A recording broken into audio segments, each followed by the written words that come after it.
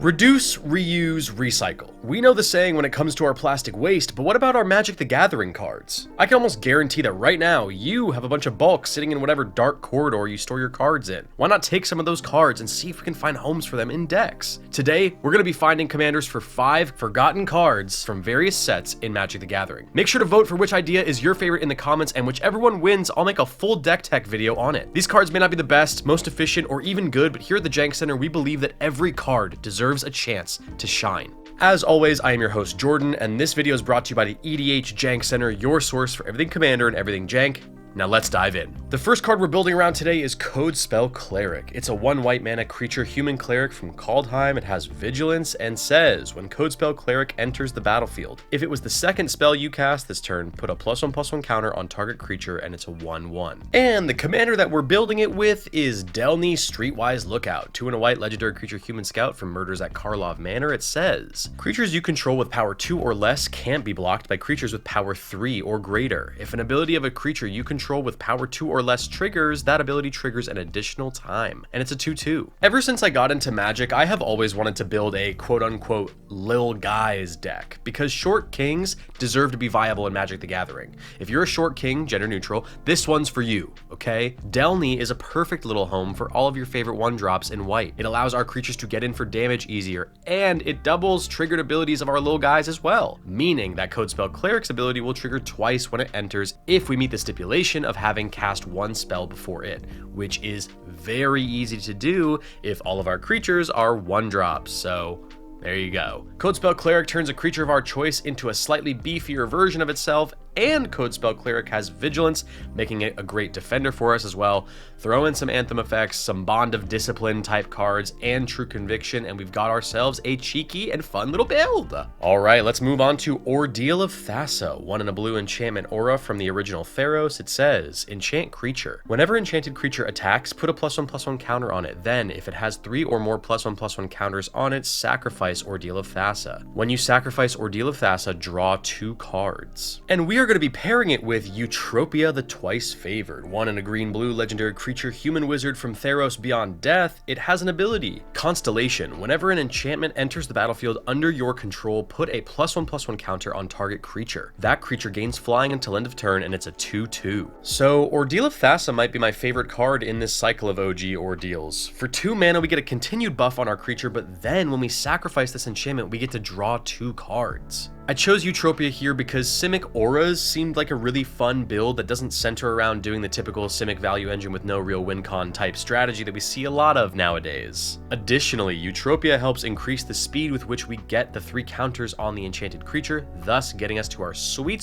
draw trigger much sooner. We get to splash a couple +1/+1 counter synergies in this build as well, which I always welcome, and there are plenty of ways to get this aura back from the yard to use again in these colors. And I love any excuse to use an uncommon commander, okay? So yeah, sue me. Okay, next let's take it on down to Bushmeat Poacher, 3 and a black creature human soldier from Ikoria Lair of Behemoths. It says, you can pay 1 generic mana and tap, sacrifice another creature, you gain life equal to that creature's toughness, draw a card, and it's a 2/4. And we're pairing it today with Tivash Gloom Summoner, 4 and a black legendary creature human warlock from Commander 2021. It says, lifelink, and at the beginning of your end step, if you gained life this turn, you may pay X life, where X is the amount of life you gained. If you do, create an XX black demon creature token with flying, and it's a 4/4. So another obvious home here would be Willow Dusk, but I wanted to see if we could be a little bit more unique. Then I remembered Tivash existed, and my problem was solved. So we're ideally going to be making / running huge creatures in this deck and gaining large chunks of life.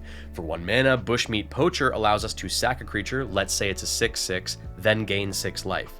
With Tivash out at the end step, we could pay 6 life and make another 6/6. We can be doing all kinds of things in mono black with death triggers and the like, and life gain, so I think this is a dope little budget include. Also, we get to draw a card off the Poacher activation, which is always dope. Alright, next up we're going to be building around Chandra's Fury, 4 and a red instant. This copy is from Magic Origins. It says, Chandra's Fury deals 4 damage to target player and 1 damage to each creature that player controls. And we are going to be pairing it with Judith Carnage Connoisseur, 3 and a black red legendary creature human shaman from Murders at Karlov Manor. It says, whenever you cast an instant or sorcery spell, choose one. That spell gains death touch and lifelink, or create a 2/2 red imp creature token with when this creature dies, it it deals 2 damage to each opponent, and it's a 3/4. I love commanders that come out all of a sudden that turn an entire genre of card into a viable strategy. There are tons of cards out there like Chandra's Fury, and now that Judith exists, we can turn these kinds of cards into board wipes and life gain. There are plenty of ways to exploit this, and I'm really hoping people vote for this idea because it's low-key my favorite in the list, and Rakdos Spellslinger sounds like a very cool build. Alright, it's time for our final pairing of the day. It's Vidian Emissary, 1 and a green creature elf scout. This one is from Commander Anthology, and it says, whenever Vidian Emissary dies, you may search your library for a basic land card, put it onto the battlefield tapped, then shuffle your library, and it's a 2/1. And we're going to be pairing it with Sek-Kuar Deathkeeper, 2 black, red, green legendary creature orc shaman. This one is from Commander Masters. It says, whenever another non-token creature you control dies, create a 3/1 black and red Graveborn creature token with haste, and it's a 4/3. So, Vidian Emissary is literally just the worst version of Sakura Tribe Elder, but we don't ever give up on cards here at the Jank Center, so to Sek-Kuar we go. And yes, we can also put Sakura Tribe Elder in here, but here's the rundown. We are going to have sack outlists in this deck, so we will be able to sack Emissary to them,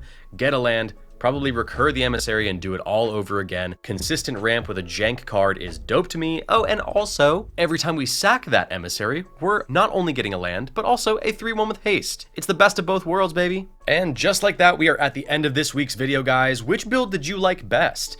How would you build with any of these cards? Make sure to vote on which one was your favorite in the comments below. The most popular vote will get a full deck tech in the future. And I'm always down there in the comments with you guys, so come on down and have a chat with me. And hey, listen, if you'd like to get extra entries in our monthly Discord giveaways, win prizes in our monthly deck building contests, and play spell table games with me and my co-host Cress every month, check out our Patreon in the description below. We've got lots of awesome ways to support. And if you want to snag a Pyramid Designs playmat through our affiliate link, check that out in the description below. If you use our link, you get 30% off your purchase. And for those who may not have the funds but still want to be part of the community, you can always hop in our Discord completely for free and join our wonderful community of jank lovers. Another free way to support us is by liking and subscribing to the channel, following us on Instagram, TikTok, and Twitter at EDH Jank Center, and that's about it. So I'm out, and I'll see you on the next video.